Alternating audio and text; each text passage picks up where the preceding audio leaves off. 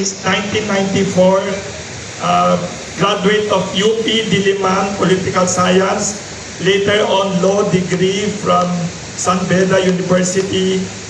He is now the government official and is looking to oversee the preliminary investigation and other legal proceedings.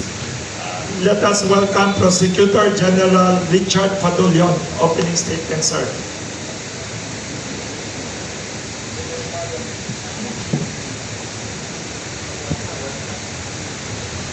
Hello.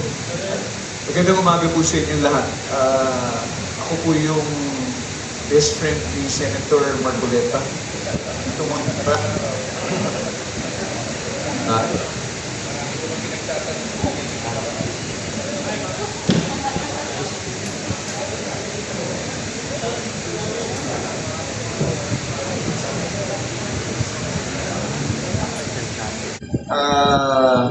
ako po ay nasa Department of Justice at kami po ngayon nangangasiwa ng lahat ng mga investigasyon na patungkol dito sa blood control projects at yung mga anomalies and corruption involved in it.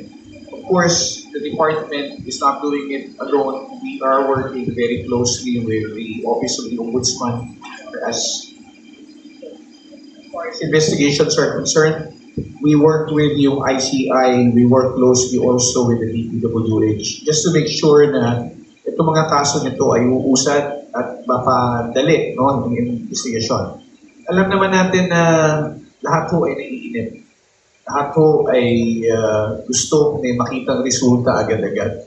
Pero sasabihin ko lang po, before it gets better, it gets worse. Which means to say, you really have to put in a lot of time.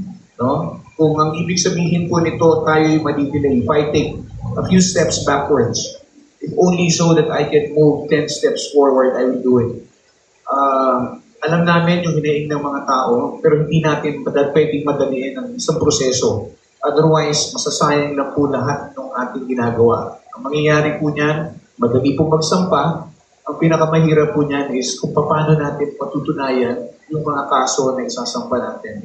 So, ang hinihiling lang po namin, konting pag-unawa. Alam po namin ang kagustuhan at hinihiling ng taong bayan. Ginagawa po natin lahat. Pero hindi po tayo pwedeng magpadala sa galit.